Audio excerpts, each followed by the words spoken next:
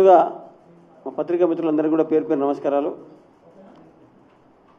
ఏదేమైనా నిన్న నల్గొండలో ఆర్ఎస్ ప్రవీణ్ కుమార్ గారు, మాజీ మంత్రి జగదీష్ రెడ్డి గారు, మాజీ ఎమ్మెల్యేలు అందరూ కలిసి నేను ఒక కలెక్టరేట్ ముందు ధర్నా పెట్టినారు. వాళ్ళకు సిగ్గు శరం లేకుండా మాట్లాడుతున్నారు. అసలు ఒరిజినల్ పార్టీ టీఆర్ఎస్ పార్టీ కవితదా లేకపోతే కేసీఆర్దని వాళ్ళు ముందు తెలుసుకోవాలి. ఎందుకంటే అసలు వాళ్ళు బీజేపీ పార్టీతో టచ్లో ఉన్నారు. వాళ్ళు బీజేపీ పార్టీలో విలీనం చేస్తారు. ఈ పార్టీ తప్పకుండా రేపో మాపో.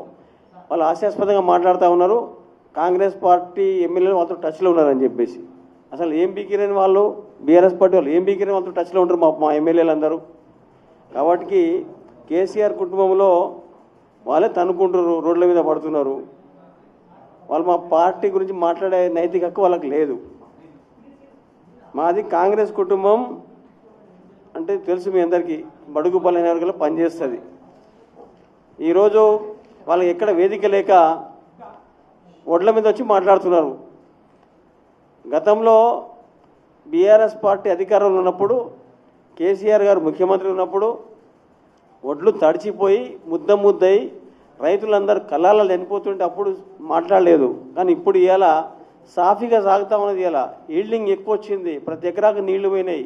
ఇలా మా రేవంత్ రెడ్డి గారి ప్రభుత్వంలో ప్రతి ఎకరాకు నీళ్ళు వచ్చినాయి. లాస్ట్ చివరి గింజ వరకు మేము కొంటున్నాం. ఇవాళ మీ అందరికీ తెలిసి వాళ్ళ కళ్ళలలో ఈల్డింగ్ అంటే డబల్ త్రిబుల్ వచ్చింది. ఇవాళ సాగు పెరిగింది, ధాన్యం రాబడి పెరిగింది. ఇలా మిల్లర్స్ అందరు కూడా ఎప్పటికప్పుడు మా వాళ్ళందరూ కలెక్టర్లు, ఎంఆర్ఓస్, ఏఈఓస్, అగ్రికల్చర్ ఏఓలు అందరూ కూడా, జేడీఎస్ అందరూ కూడా ఎప్పటికప్పుడు టచ్లో ఉండి మా మంత్రులు, మా ఎమ్మెల్యేలు అందరూ కూడా ఎక్కడికక్కడ ఐకేపీ సెంటర్లలో ఉండి, ప్యాక్ సెంటర్లో ఉండి వడ్లు లోడు చేసి మరి అన్లోడ్ చేసేదాకా కూడా మేమందరం వెనుకుంటున్నాం ఇవాళ పార్టీ వాళ్ళందరం. కానీ గతంలో బీఆర్ఎస్ పార్టీ వాళ్ళు ఆ పని చేయలేదు.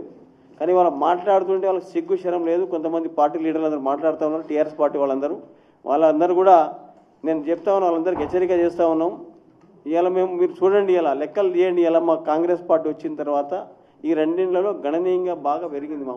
ఇది ఒడ్ల ఈల్డింగ్ బాగా పెరిగింది, ఉత్పత్తి బాగా పెరిగింది, సన్నాలు వచ్చినాయి, మంచి రేట్ వస్తుంది, ఎంఎస్పీ వస్తుంది, బోనస్ వస్తుంది. ఇలా మీ అందరికీ తెలిసిన విషయం ఒకటి ఉన్నది. ఇలా ఉత్తమ్ కుమార్ రెడ్డి గారు మొన్ననే రివ్యూ చేసిన నల్గొండ ఉమ్మడి జిల్లాల వారీగా ప్రతి జిల్లాకు పోయి రివ్యూ చేసి ఒడ్ల ధాన్యం గురించి ప్రతి ఒక్క ఎమ్మెల్యేలను, కలెక్టర్లను, తర్వాత కావాల్సిన తహసీల్దార్లను, ఆర్డీఓలను పిలిపించి అన్ని గ్రామాలను పిలిపించి అందరిని అక్కడ తాలూకా హెడ్ క్వార్టర్లలో మీటింగ్లు పెట్టి, నల్గొండ జిల్లాలో మీటింగ్ పెట్టి, అదేవిధంగా ఖమ్మంలో మీటింగ్ పెట్టి అందరిని అలర్ట్ చేసి ధాన్యాన్ని ప్రతి రైతుకు అందుబాటులో ఉండేలాగా ట్రాన్స్పోర్ట్లు కూడా తీసుకొచ్చి వాళ్ళందరినీ మిల్లు అన్లోడ్ చేయడం జరుగుతున్నది.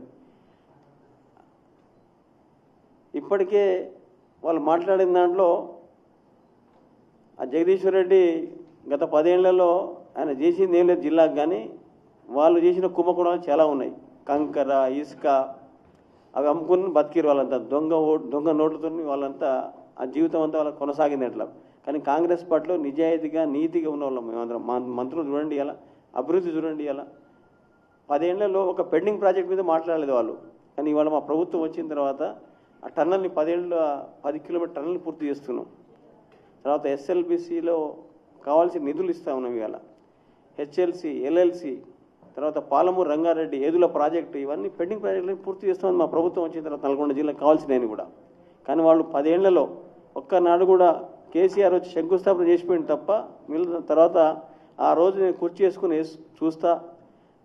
కూర్చొని ఇలా మొత్తం ప్రాజెక్టులను పూర్తి చేస్తాను. ఆయన కేసీఆర్, ఆయన ప్రభుత్వం పోయింది, ఆయన పోయి ఆయన ఫామ్ హౌస్లో వండుకొని పోయి వీళ్ళందరూ పిచ్చిలేసి రోడ్ల మీద తిరుగుతున్నారు. అన్ని అబద్ధాలు ఆడుతూ ఉన్నారు. అబద్ధాల్లో వాళ్ళంతా దిట్ట, గ్రాడ్యుయేషన్ చేసి అబద్ధాలు.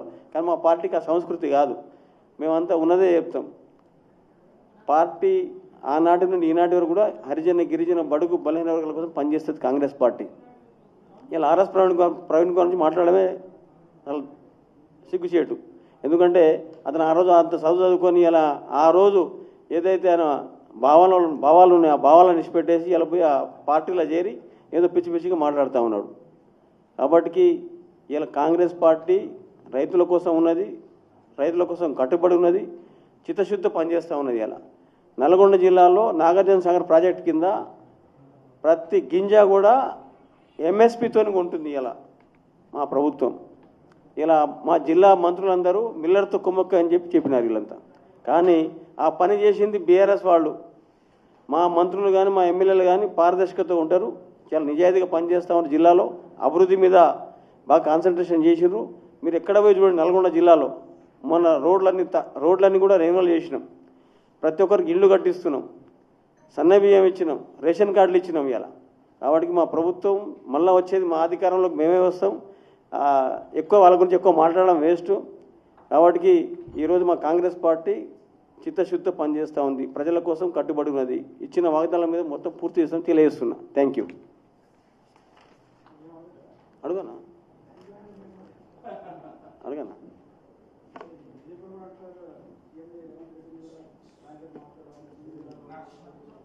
బీజేపీ ఏమంటారా?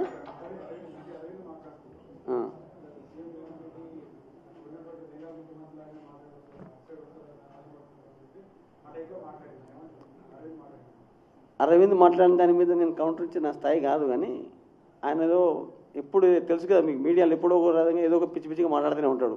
మరి రేవంత్ రెడ్డి గారు బీజేపీలో పోయే అవసరం ఉంది, ఆయన ఆల్రెడీ ముఖ్యమంత్రి ఉండే కాంగ్రెస్లో. తర్వాత ఆయన పీసీసీ ప్రెసిడెంట్ ఉన్నప్పుడు ఇంత కష్టపడి గవర్నమెంట్ తీసుకొచ్చి మళ్ళీ బీజేపీలోకి పోయేంత అవసరం ఏమున్నది? లేకపోతే ఆ బీజేపీ పార్టీతో మాకు అంత లాలుచిపడాల్సిన అవసరం. ఇలా ఆయన సుప్రీం ఉండు కదా మా కాంగ్రెస్ పార్టీలో, ముఖ్యమంత్రికి ఉండు కదా, అది తెలుసుకోవాలి అరవింద్.